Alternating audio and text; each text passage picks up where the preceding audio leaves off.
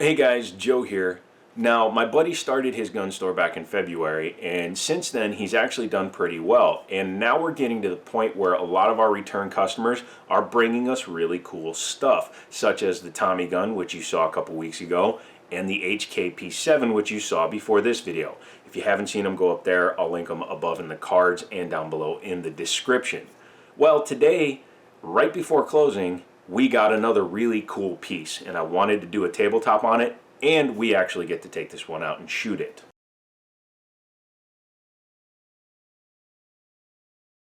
It is a Walther, a P38 to be exact. Well, actually not to be exact, because it's a P38/P1 rebuild, rework, Bunderschwen, we'll explain that in a minute. But what I want to say is, it is not incorrect in any way, even though it is completely incorrect. Before we get going, I want to say thank you to the new subscribers. As always, if you aren't subscribed, consider getting subscribed down there. Or wait, I have no idea, my screen's upside down because this is the broken camera. What can you do? And go to www.libertyarms.us. If you do that and you go to the online store, you spend any amount of money and use the discount code Jiminy, you will get 5% off of your purchase. Liberty Arms doesn't pay me to do this. They don't ask me to do this. I ask them for the discount code. I'm going to bake this into every single video, so get used to hearing it. I get no kickbacks. I just want to help out my friends and help out my subscribers. First thing to do, of course, is show you that it is clear. Nothing in the mag well, nothing in the chamber. You can check it with your finger. And second thing, and you'll notice this looks very much like what became a Beretta, because it uses many of the same design principles and philosophies that the Beretta uses. For one, it has the open top slide, so basically vertical ejection port out the back. It has a slide mounted safety decocker unit. It also uses a dropping block locking system, and we'll get to that when I show you the insides of this pistol. This one is, like I said, a weird amalgamation build, because the parts on it don't make sense, but they were done by Walther, or actually the Bunderschwen factory. I'm hoping I'm pronouncing that right. If I'm not, let me know in the comments. You know, spell it out phonetically or whatever, and then I'll spell it here. Basically, they were responsible for taking these pistols in, examining them, fixing what needed to be fixed, upgrading parts, and then sending them back out. As you can see, it's not in the best condition. It has a lot of use wear. However, it's not abuse wear. It's all like going in and out of holsters or boxes or cases. It's very faint, hard to read. Hopefully you can read it okay. But this is a Walther, and as it's stamped on here, Karl Walther Waffenbrick Ulm/Doe. That's where it was made originally, or at least the slide was. P38 caliber 9mm. The P38 is also known as the P1. But the P38 was created because the cost of the Luger P08 was too much money. So they wanted to have a cheaper firearm for the German military service, as well as be able to increase their ability to defend their homeland. This was an $11 cheaper gun than a Luger P08. Has a much simpler action. In fact, it's very simple action, and you'll see it when we take it apart. And quite frankly, it's a good looking pistol. And looking at it, you can see where Beretta got the influence for their main line of pistols. So what I'm going to do right now is I'm going to turn you around, we're going to point you down at the mat here, and I'm going to show you why I think it's a mutant, what's been done to the gun, and why it's actually correct, even though this is a mutant pistol. So let's go ahead and turn you, and we'll get to it. Before we get going, I will show you one more time that it is clear, there is nothing in it, so we can take a look at it in closer detail. Some of the things that make this gun a mutant are such things as the way it's date coded, the style of the frame, and some of the parts that are on this particular firearm. This one has a 1975 or newer frame on it because it's the aluminum frame pistol, and they added this hex bolt after 75 to increase the rigidity, and you'll see where when we take the slide off, but that makes this a 75 or newer frame. The serial number does not give any clue as to when it was produced because there's no date code stamping. However, there is proof marks as well as the Bunderschwen, Bunderschwapwa. This is the mark of the company that did the refurbishment, update, what have you. It does have the plastic I don't think these are Bakelite. I think they're just cheap plastic grips on it, which again is not 100% correct for a gun of this vintage. It also has a slide that is stamped 5 of 59, which means this slide is off of a 1959 pistol. One thing I noticed from looking at it is there are stampings on the slide, the frame, and the barrel, which all coincide with the end of the serial number, which is 696. When they redid these pistols, they would basically just discard the part that was no good, and more than likely when this frame and slide were put together, they stamped the serial number from the frame onto the slide and the barrel. So again, it makes it hard to date the pistol. It has parts on it that could be older, could be newer. There are some parts inside that are definitely newer, and I'm going to show you that.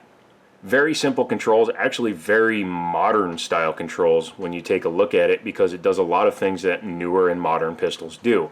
It has a safety and decocker like the Berettas and the Taurus PT92s. It doesn't spring back up, but that's okay. It's not that hard to just do that. Has a slide release right here, which is in the normal position.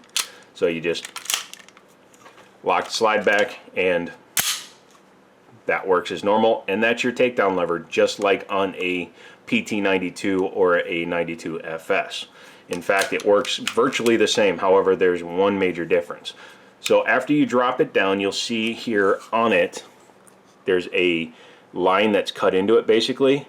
That is what will allow the slide to come off of the frame. So what you do is, now that we've moved that down, you let the slide come forward. However, don't start pulling it off, because you actually need to decock the pistol in order to take it apart. So there's the slide. It's separate from the frame. We'll get back to the frame second, just like I normally do. Now, to get the barrel out of the slide, what you want to do is come underneath the slide and push this button, which will release this dropping block. As you can see, when it's fully engaged, the block is not visible. It's tucked up underneath. When you push the button in the back, hello, there it is. At that point, you can then take the barrel from within the slide. The rest of the slide is pretty standard stuff. It does have a hammer-fired striker, so the hammer would hit here and send that forward. It does have a firing pin safety, which again I think was added later. It does have the extractor on the left side of the slide, so the image is not reversed as you're seeing it there. That's actually the extractor there. Ejector is up here, and it's again a very typical looking Beretta style. It almost looks like if you did that, you're like, oh look, it's a Beretta, but no. Taking a look at the barrel, you can see a significant difference between a Beretta barrel and this barrel. This barrel sits way inside the slide, goes way up in here, which does give it a lot of contact point in order to make sure that it stays stable. Now, I did say that it is a dropping block lockup system. So when the gun is ready to be fired, the barrel is sitting up here, and when you fire the gun, it'll pull it back here where it will drop this block. As you can see, it doesn't move a whole lot. If it had the whole slide and it was operating under full pressure, you'd be seeing a much different story here. What I've done here is I've put the barrel back into the frame. Because it's actually a separate piece from the slide, it can actually be locked back into position because of the way the rails run inside of the frame. It'll also allow me to demonstrate what the dropping block does. So, when the gun first fires, the slide will move very little. When it moves, the inside of the slide will actually push these down. When these push down, it will stop the barrel but allow the slide to continue rearward, thus allowing it to eject and reload a new cartridge. Pretty simple and very similar to what the Beretta uses. However, the Beretta uses a much more simplified version of this system. Looking at it, here's another difference. It actually has dual guide rods and dual recoil springs that are captive. I'm not going to pull them out because obviously I don't feel like fiddling with putting them back in. Hammer is just a normal spur, works like normal. Here's another area where I think parts have been replaced. As you can see, for the sear and the firing pin safety, I think those have both been replaced because the fit's not 100%. As I said, the grips are plastic. They're not the Bakelite like they use, so it does feel a little cheap in the grip department. However, it does have decent checkering on the back of it, and this is a two-piece system with one screw. It's held in place. So the last thing you need to do in order to field strip the pistol is take the barrel and remove the dropping block. It's just held in with a little spring here, and it's just held in under tension, and it also stays in because of that pin. So once you do that, your gun is field stripped. You can clean it, reassemble it, lube it, and get ready to fire it. This gun is very dry, so I will be taking it apart again in order to lubricate it before it goes to the range. Reassembly is the exact opposite. You just make sure this pin is sticking out all the way, push in while pushing up on the dropping block, because that spring will actually push in and allow you enough room to put that in there. Now, to put the barrel inside of the slide, what you need to do is make sure the block is in the down position so that the slide can easily come over it. That's why the falling block actually works. As you can see, when the block drops, it frees up the slide. When it's up, it doesn't. Doesn't take a lot to free it up, but it is important. So to reassemble the frame and the slide, you want to make sure that the dropping block is in the fully up position. Position the slide over the rails and slowly let it come back. You'll see now that it has cleared there, but the slide has stopped on its own. That's because it's interfering back here. As you can see, this is sticking up, so you just take your finger, drop it down, drop it down. Anything that's vertically up needs to be pushed down under the face of the slide. At that point, you can pull it all the way to the rear, locking the slide open, re-engage the disassembly tab, and test the firearm. Thankfully, this is one that can fire without a magazine. So this gun, as it came to us, has 3 magazines, one original P1 magazine and 2 P38 magazines. As long as they are of the same type, they will interchange, no problemo. So, as you notice, this gun is a heel release, so you just slide your magazine in and up. It's actually very smooth. It's just hard to do on camera because I'm looking at the camera and not the actual firearm. So, once it's in there, you're good to go. So this gun is single action, double action. What that means is it can fire both in single action mode, where the hammer is already back, or it can start in double action mode. That's typically what you see them do when they are carrying this firearm, or most firearms that are double action. Single action is you decock the pistol, and then you return it to the fire position. Then when you go to pull the trigger, it's a long trigger, but it works every time. You don't need to reset the slide or have a live round in it. Single action is always going to give you a much shorter trigger pull, and check the one out on this gun. This is pretty insane. That's nothing. The reset is also extremely short. That was it. There's the secondary pull. So you fired it, reset, fire. There is very, very little travel. In double action though, you will see that the trigger is more than halfway out and you have to do a long pull. It's probably 11 to 12 pounds for that pull. But that's because you are doing all of the work inside with just the trigger versus having it preset. One thing the importer of this gun did that helps it avoid the ugliness of a lot of military surplus stuff is it's not engraved or dot matrix etched into the slide. It's actually under the barrel. This one was actually brought in by a company called Samco out of Miami, Florida. Samco is no longer in business. They liquidated in 2016 and sold to other companies. Another weird thing is, since this is a 1959 slide, it actually has thinner rails.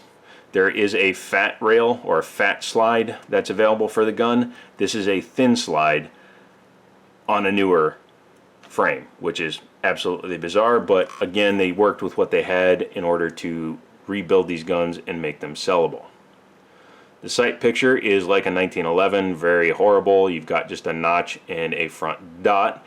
Looks like somebody put a little bit of paint in that front dot in order to make it more visible, which I approve of because it can be a little hard to get that sight picture when those are all black, but this way it's actually fairly easy to get my sight picture.